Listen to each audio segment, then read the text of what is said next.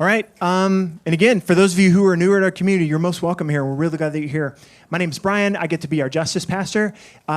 If you need a Bible, we'll be using scripture a lot today. And so if you'd like to read along, it'll be on the screen. But if you'd like to have a paper copy that you can look at, raise your hand. Our ushers have them, and they'll hand them to you. If you don't have a Bible, then take this one. We'd love for you to be able to take it and be able to read it as you'd like. And the Oscar goes to. The 2017 Oscars had been, by all accounts, a great evening. La La Land had done well, but not quite as well as everyone had expected. So when Warren Beatty paused during the announcement for Best Picture, most people assumed that it was part of a gag or that he was just trying to build drama. And when he handed the envelope with the winner to Faye Dunaway, and she shouted, "La La Land," all seemed to fall back into place. Only, Dunaway had spoken too soon. A colossal mix-up backstage had led to Beatty being given the wrong envelope. And the true winner of the Academy Award for Best Picture, Moonlight, would not be revealed until 3 acceptance speeches were given by members of the La La Land team. Late into the night on November 2nd of 1948, the editor for the Chicago Daily Tribune needed to make a decision to go to print for the next day. All polling and early returns were confirming what America expected, that Thomas Dewey would defeat Harry Truman in a landslide victory for the election of President of the United States. By the time that late night turns into early morning and polling results starts to come in, specifically on the West Coast, it becomes overwhelmingly apparent that not only would it not be a landslide for Dewey, it would be a landslide for Truman. 2 days later, Truman is handed a newspaper of which there were 150,000 copies made and distributed, and celebrated his victory by showing what happens when we're too quick to speak. Today we're continuing a series called Slow. For those of you who've been along for the ride, we recognize the significance of having a series specifically about pausing, slowing down, making space, and how that feels completely ironic as we ramp up for fall and all of the things that are vying for your attention and for your calendar. And hopefully you've been able to find spaces and places to slow down, or some of the ideas that we've offered you've been able to either try or participate in, or just kind of go, okay, nope, I'm going to do it. And so today we want to continue the conversation about slow, specifically with being slow to speak. Now, it was not hard to find examples, to find resources and quotes for this sermon, because this has been something that humanity has been wrestling with for a super, super long time. The American playwright Eugene O'Neill made a statement once: "God gave us mouths that close and ears that don't. That should tell us something." Right? Abraham Lincoln is attributed by saying, and even this is like, some people say it's Abraham Lincoln, some people say it's Mark Twain, but again, like even that is part of the whole thing. But it's given to Lincoln: "Better to remain silent and be thought a fool than speak and remove all doubt." It would seem that whoever it was that said it, or wherever it first got said, may have been considering Proverbs 17:28 when they thought about this. "Even fools are thought wise if they keep silent, the discerning and discerning if they hold their tongues." James chapter 1 and verses 19 and 20, he writes, "My dear brothers and sisters, take note of this. Everyone should be quick to listen, slow to speak, and slow to become angry, because human anger does not produce the righteousness that God desires." We are actually going to have a sermon series in just a few weeks. We're going to be starting in James. And basically what we're going to realize is that James spends all of these chapters just dunking on the early church. And so he is nailing everyone right here. Ephesians chapter 4 goes on to write, "Do not let any unwholesome talk come out of your mouths, but only what is helpful for building up others according to their needs, that it may benefit those who listen." Now, when I was getting ready for this, I'm reading a lot of James, and I was like, well, we can't really do that because we're going to do that in a whole sermon series, and so we'll unpack those verses a lot later. And I was like, well, what else does the Bible have to say about this? Well, there's actually over 100 passages that speak directly to being slow to speak, being slow to anger, being quick to listen, having wisdom reign in our hearts, and what it looks like. And so I thought about kind of setting it up by basically just reading all of these verses and kind of doing an inductive study of like, what does Scripture say? But the longer I started to do that, the more I realized is that could really easily be quickly turned into a mechanism for me to either generate or for you to generate guilt, shame, fear, or something else. These are effective mechanisms that have been used in a lot of spaces. And they're effective. It doesn't mean that they're good, but it does mean that they do a thing. And the longer that I sat in this, and as I was trying to figure out how to convey my hope for being slow to speak, the more I started to realize that these effective mechanisms that have been used are not necessarily the ones that are most beneficial and helpful. And so especially if you have been in a church service or you've sat with a Christian or whatever, and you have felt manipulated, you have felt shamed or guilted, or you've felt afraid because of what's been said, or specifically a Bible verse being handed to you in these kinds of ways, I just want to say I'm sorry. We, as followers of Jesus, do not do this well sometimes. We are way quicker to speak than what God would want us sometimes. And so I'm sorry. And so hopefully what today gets to be is it gets to be an invitation that is an invitation out of shame, that it's out of guilt, that it's away from fear, and that all of that stuff gets pushed aside for a more excellent way to start to reveal itself. I think there's a beautiful invitation that I want to invite you into that I feel like God's been inviting me into over the time of studying and preparing for this. So as I'm thinking about it, I'm like, okay, I don't need to convince any of you that being slower to speak is probably a good idea, okay? Like none of you are like, oh, well, there's a revolutionary thought. Let me make sure and write that down. Like nobody's doing that. So if that's the case, then why do we do it? What's the deeper motivation? And so as I started to work through, why on earth are we so quick to speak, even when we don't want to, or even when we know it's not the best for that person or for me or for whatever? What's actually going on? So I started thinking through emotions. I started thinking through all of these different motivating factors that could be at play, and I've distilled it down to 3. I'm not saying that these are the 3. I'm just saying these are some of the 3. This is not exhaustive, and I don't even know if it's kind of the core functionality of some of this stuff, but it's where I got to. And so my encouragement in listing off these things is it might be a chance to catalyze a conversation with you and someone else, with you and God, just with you as you start to work through what's going on inside and how can what's going on inside be more aligned to who Jesus is and what he's like. We're going to be in a good spot if we land there. So the first one, why are we quick to speak? Well, I think at least one of the reasons is because we've been hurt. Hurt people hurt people. Sometimes we mask this with venting. Sometimes, like something happens to us and we're just reactive. Something happens to us and it actually triggers something that has nothing to do with the thing, but it's something that actually goes way back. It's historical. It's deep. And this person who said a thing or this action that occurred or this thing that you read, all of a sudden it speaks to this deep, deep wound that maybe was healed or maybe not totally healed or maybe you forgot about until right now. And in all of these ways, if we're operating from that place of pain, from that place of hurt, we can say all kinds of stuff. I have in mind, as I was getting some of this ready, a few people even recently with their employment and their journey on being slow to speak, even in the midst of some outrageous circumstances. And some of you may be there too. Like you may have had or will be having soon a conversation either with your supervisor or with someone that's a direct report. And my encouragement is, in all of that, what does being slow to speak look like? Are you hurt and so you operate out of that place? Did they do something that was actually just straight up wrong and you want to right that situation or call them out or whatever it might be?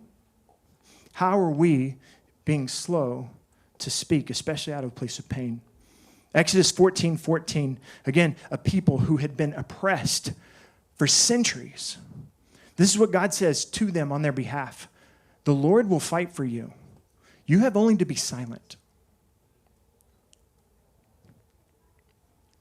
I think another way or a reason that we're quick to speak is because we're afraid. We perceive a threat, and so we react. And I started thinking through all the ways that we can get scared, especially with like what's around us. Is anybody scared of AI? Okay, thank you. It's not just me. What am I quick to say about AI? What am I quick to say about parenting, about politics, about theology? And I think a lot of times there's a perceived threat specifically to what we believe or what we're doing or whatever the case would be that we feel like we have to be reactive out of. There were a couple of examples that just came to mind as I was considering this. One is when someone dies. There is the potential for people around the closest people in that death situation to say words really faster than what can be beneficial or helpful. And I think a lot of times it's not even out of a bad place. It's out of a place both to comfort that person, but it also is to comfort us. It's to make us feel a little bit less uneasy about death or about the situation in that specific moment. And we can be quicker to speak than what the Lord is actually encouraging us to be a part of. That there are spaces for healing to happen in silence. That there are ways in which our words can actually undermine what it is that's happening. One of the ways that I thought about where I feel like we're actually practicing this in a really beautiful way is specifically around prayer. So Jay was talking a second ago about prophetic prayer night that we have coming up this Tuesday, and he was talking about that this is a chance for us to hear from God and then to pray for people, to hear from God on their behalf, and then to be able to pray things. We do that when we pray with anyone. And so part of our prayer training is that we slow down, is that we don't say words as quickly as what it might seem normal. Someone comes and they say, hey, I need prayer about this, and they kind of give their prayer request, and our typical response would be, okay, well, let's just pray. And it's like, okay, and so we just start praying, and we start doing the thing, and then we say amen, and then we high five or we hug or we do whatever, and transaction over. I needed prayer, you prayed, thanks. Not bad. However, what we realize and what we have realized over the years and what we feel like we have started to lean into more is that when someone comes and says, hey, I need prayer, God's already doing stuff. God doesn't need our words to like, oh, okay, now since you said something, I'll go ahead and. But God is active and he's moving and there's all kinds of ministry, even in getting that person to have the courage to come over and say, hey, I need prayer about this thing. And so then what we get the opportunity to do is to listen on their behalf and go, okay, I'll pray about the thing, but let's just see if there's more. Let's just see if there's something else that God would want to participate in right now. Maybe there's a thing that's underneath the thing that you're actually asking for that you weren't quite ready to say. And maybe God's going to reveal that to me in a moment, and I'll be able either to ask a question or just pray about it, and it can unlock all kinds of things specific to ministry, specific to connectedness between you and the person, between you and God, all kinds of things. So even in good activities, there are some spaces in which being slow to speak can provide all kinds of opportunity for God to do incredible things. 2 Timothy chapter 1, for the whole, why can I not read right now? Oh my gosh. Right? Yeah. Who said that? Who said that?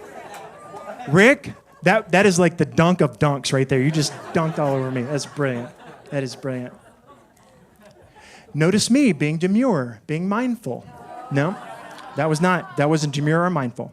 All right, here we go. 2 Timothy, I'm going to try and read this again. For the Spirit God gave us does not make us timid, but gives us power, love, and self-discipline. James chapter 1 again. Those who consider themselves religious and yet do not keep a tight rein on their tongues deceive themselves. Their religion is worthless. Again, we're gonna get pounded by James over the next few months, and it's gonna be wonderful. It's like, yeah, well, it is actually. And the last way that at least I want to distill out for a reasoning why we're quick to speak is because we're insecure. The comparison game of someone has something that I want or they have something that I deserve can all of a sudden make us really quick to to undermine them, to undermine an accomplishment, to, in a meeting, make sure that I get a jab in so that it calls into question their leadership or who it is that they are, or make them wonder in a review if I really am as bad or if they're just gaslighting me. Philippians chapter 2, do nothing out of selfish ambition or vain conceit. Rather, in humility, value others above yourself, not looking to your own interest, but each of you to the interest of others. And this begins our journey towards a more excellent way to consider how in the world can my slowness to speak actually showcase an others-centered motivation. I think another way that insecurity starts to show itself specifically in this is in an argument or a debate where we don't necessarily know the answer and it feels like we're kind of pinned down. And so instead of going, I don't know, or that was a good point, what we do is we talk faster and louder and with more authority. And here's the difficult part with this one is this is actually tricky because society, and I would even say the church has participated in this as well. We actually, in a lot of cases, incentivize this behavior. Think about when you're in a room. Who's the one who ends up leading the conversation? A lot of times it's the one who's the loudest. It's the one who talks the most, and it's the one who talks with the most authority, whether they have it or not. Who gets the promotion? A lot of times it's that person who is always in the ear of so-and-so. And so there are so many ways where even subtly we can participate in actually advocating for someone to be quick to speak instead of slow to speak. That instead of someone who is trying to chew on this and actually reason out what's deeply going on, we just kind of move on and we consider them either to be someone who just doesn't know, someone who isn't interested in participating. Maybe they're just not as bright as everybody else in the room. Adam Grant talks about it this way. We pay too much attention to the most confident voices and too little attention to the most thoughtful ones. Certainty is not a sign of credibility. Speaking assertively is not a substitute for thinking deeply. It's better to learn from complex thinkers than smooth talkers. If we can take this and apply it to every environment, we're probably going to start being in a really good way. All right, so how do we participate? So if that's the why, how do we participate? How do we propagate being quick to speak? Well, I think there's a few reasons. We view, we listen to, and we share things that are either unvetted or unchristlike, or both. If you repost it, if you share it, if you say, I heard that, you are responsible for whatever you say next. We do not get off the hook simply because we're just reposting and we're just going to trust that they vetted this source or that this is good information, or I'm not being the one who's mean, it's them. I'm just telling y'all what they said. Okay? So in the same way that I want us to hold account what it is that we share, we hold those who say it accountable as well. We are quick to believe the worst of people or ideas that we don't like and then quick to repeat it. Confirmation bias all of a sudden starts playing. Well, that's exactly what I thought they would say. And so then we just go ahead and we write the rest of the story. We write the rest of the narrative. And sometimes we write it internally or we write it out loud by sharing or saying or whatever, or giving our opinion on whatever it is that they said. And so many times we take what we believe to be true and we just make it a little more true, and then we go ahead and share that with other people. One of the ways that I've seen this play out specifically for me, and I don't believe that I'm alone, is I am the quickest to believe the worst about myself. I'm an Enneagram 1. I'm a firstborn. I have all kinds of problems.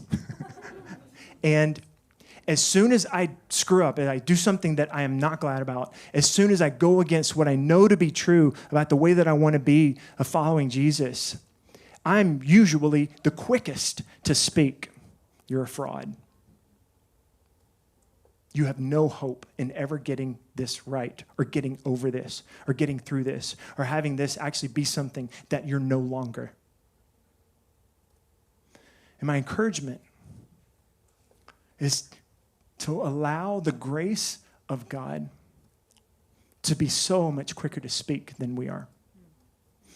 To allow his love, his kindness, his gentleness, for us to experience that and listen to that so much quicker than we are able to condemn ourselves. We code gossip, half-truths, and trash talking as humor, satire, or just asking questions. this one has been pummeling me as I've been getting ready for this. And again, not in a guilting kind of way. I feel like the Lord has been able to get me out of that of going, man, I suck at this whole thing. But really to go, there's a better way. There's more. What I watch on YouTube of people who have strong opinions and they share them through satire and through all these other places because I think it's funny. I am being really, really called out by the Lord in really beautiful and healthy ways of going, what does that look like? What does that look like through the rest of the election? What does that look like through what I think about people and the way that they think about Jesus or theology? So that's my journey. So what about this more beautiful way? Jesus' alternative kingdom gives us more than a counter argument to culture, okay? It's way bigger than philosophy. It's way bigger than just, and I'll see your argument and I'll give you two Jesus-isms. It's so much more than that. Jesus' kingdom is the fullness of his rule and his reign over all creation. And not only are we invited to participate in it, we get to invite others into his glorious shalom, the wholeness of him. And for those of you who've been around church for a while, you know that shalom is this multifaceted, beautiful word that we oftentimes will just simply define as peace. But it has so much more to it than that. It has wholeness. It has brokenness being made right with a recognition that it is still broken, but that it can be made right. With all of these other pieces that we get to play and participate in alongside others and with ourselves. As I was considering our series and I was considering this in a more excellent way and what I would want to invite us all into, I kept coming back to the Sermon on the Mount. Chad and I have been a broken record about the Sermon on the Mount, and we will continue to be because it is fundamentally a beautiful and right starting place for what it means to be a follower of Jesus. His inaugural address should really guide our conversations and the way that we do stuff around here. And so I started reading a lot, specifically the beginning in Matthew 5 of the Sermon on the Mount. And I was starting to make points, and I was going to have bullet points kind of underneath all of them and all that stuff. But then I felt like what it looked like for me to be slow to speak was to not have the conversation prior to whatever it is that God would want to say to you. So this is the invitation. I'm going to read the first 12 verses of Matthew chapter 5 out of the Message version because it's a little more conversational and I feel like it's worded in different ways that can kind of crank up our curiosity to be able to ask God a really unique question or for him to say a very specific thing to us. And so if you want to read it, it'll be on the screen, or if you just want to listen to it and close your eyes, there are so many spaces where slowness, and specifically slow to speak, engages in how Jesus begins this conversation. When Jesus saw his ministry drawing huge crowds, he climbed a hillside. Those who were apprenticed to him, the committed, climbed with him. Arriving in a quiet place, he sat down and taught his climbing companions. This is what he said. You're blessed when you're at the end of your rope. With less of you, there is more of God and his rule. You're blessed when you feel you've lost what is most dear to you. Only then can you be embraced by the one most dear to you. You're blessed when you're content with just who you are, no more, no less. That's the moment you find yourselves proud owners of everything that can't be bought. You're blessed when you've worked up a good appetite for God. He's food and drink in the best meal you'll ever eat. You're blessed when you care. At the moment of being careful, you find yourselves cared for. You're blessed when you get your inside world, your mind, and your heart put right. Then you can see God in the outside world. You're blessed when you can show people how to cooperate instead of compete or fight. That's when you discover who you really are and your place in God's family. You're blessed when your commitment to God provokes persecution. The persecution drives you even deeper into God's kingdom. Not only that, count yourselves blessed every time people put you down or throw you out or speak lies about you to discredit me. What it means is that the truth is too close for comfort, and they're uncomfortable. You can be glad when that happens. Give a cheer even. For though they don't like it, I do. And all heaven applauds. And know that you are in good company. My prophets and witnesses have always gotten into this kind of trouble. As I've been considering this passage and being slow to speak, one of the things that I feel like is an interplay with this is being slow to speak and slowness as it pertains to this particular passage, it presupposes shalom. Shalom is both the starting point and the telos. It's where we're going. It is God's kingdom. And so somehow it's happening right now, but it's also this future reality is exactly what we get to participate in being slow to speak. My slow to speakness is an example of my internal workings being at rest, being whole. I'm not striving. I'm not trying to get in. I'm not trying to do all this other stuff. It's others focused. And because of that, it's actually pointing to where all things will be made right in the end. And there's this beautiful, beautiful dance that we get to have with this deep set peace, this wholeness that allows us both to be slow to speak and to give an example of what it would be like ultimately. It's the gospel. It's beautiful. And I think the other thing that I see through this whole passage, and I've already pointed to this, is it moves us from a self-motivation to an others motivation. It is hard to read this and find how it is that we're getting ours by the end of it. And what I love about when we can start to consider this more beautiful way, this excellent way that Jesus is offering through this incredible passage and the invitation that he says, come participate with me in this, is that it actually reverses all of those reasons why that I feel like we're quick to speak. So all of a sudden, wholeness is over hurt, security is over fear, and rest is over all of our efforts to prop up our own identity. And I think there's some truisms that I want to leave us with as we get ready to go into response. And the first one, as again, I read all of these passages specifically about being slow to speak, is that wisdom is greater than knowledge. This is not to say that knowledge isn't important. It's to say that wisdom is more important. I feel like a lot of times we immediately go to facts and we immediately go to prove it and we immediately do all of that stuff. And we can make prove it and facts and theological treatises and our position points about this, and this. We can make that the pinnacle. We can make that the priority. And we can completely miss what God is up to and undermine his kingdom by the ways in which we participate in sharing facts, in giving facts.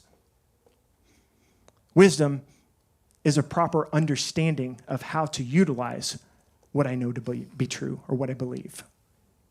People are greater than debates. People are greater than debates. As we have high-minded conversations about anything on planet Earth, a statistic has a person next to it. Our talking point impacts people.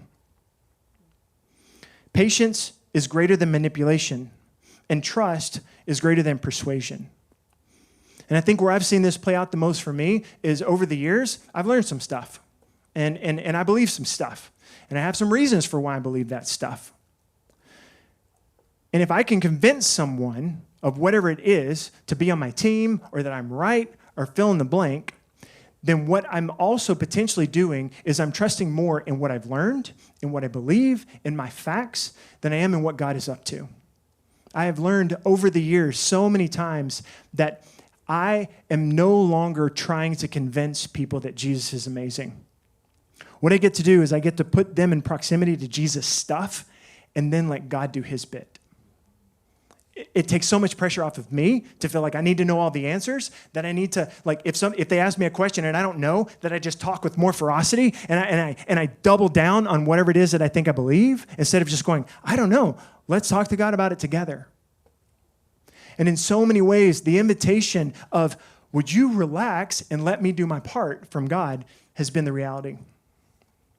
And then lastly, love is greater than anything else. 1 Corinthians 13, again from the Message version. If I speak with human eloquence and angelic ecstasy but don't love, I'm nothing but the creaking of a rusty gate. If I speak God's word with power, revealing all his mysteries and making everything plain as day. If I have faith that says, hey, mountain, jump, and it jumps, but don't have love, I'm nothing. A quotation that's been helpful for me that's attributed to Bernard of Clairvaux from the year 1000-ish. There are those who seek knowledge for the sake of knowledge. That's curiosity. There are those who seek knowledge to be known by others. That's vanity. And there are those who seek knowledge in order to serve. That is love. And so the call is wait. The call is be slow to speak. So the band's going to come up, and I'm going to invite you to have this card that was handed to you when you came in. If you have it, great. If you need one, if you can raise your hand, and the ushers will bring you this card. This is both a take-home, and it's also a setup for how we want to participate with what God's up to right now. And so you can read it. It's pretty simple. Before you speak, wait and ask. And so these are prompts that you can use this week. These are prompts that you can use when you get ready to get online, when you're about to post something, when you're about to have that conversation with someone at your work, when you're about to talk crap about your roommate, or whatever the case would be. Any of this stuff can be applied here. Here's a question to ask. What's my motivation for what I'm about to say? Does it come from one of those places of fear or insecurity or whatever? Or is it coming from these places of wholeness or security, of rest? Is this coming from a place of control or trust? Does it sound like God's character? And then lastly, will this promote shalom or wholeness? And so we're going to give you the opportunity to kind of just muddle those questions over. They'll stay on the screen. You can keep your card right here.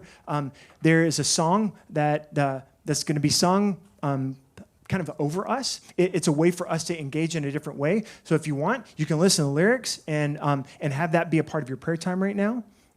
If you want to just sit with these questions, or if God is talking to you about something I said way long ago, and you want to keep that conversation going. Again, this is an invitation to participate. This is an invitation to get shame and guilt and all of those words that would make all of this feel super heavy, and be able to offset that so that we can lean into the invitation, so that we can participate in all of the ways that God is going. Let's do it like this. Hey, great job. Keep going in this area. Yeah, I know you blew it over there. Okay, run on. You get another chance. And so, Lord, we want to be slow to speak right now. Would you help us be quick to ask questions of you, to listen to what you're saying, and to participate?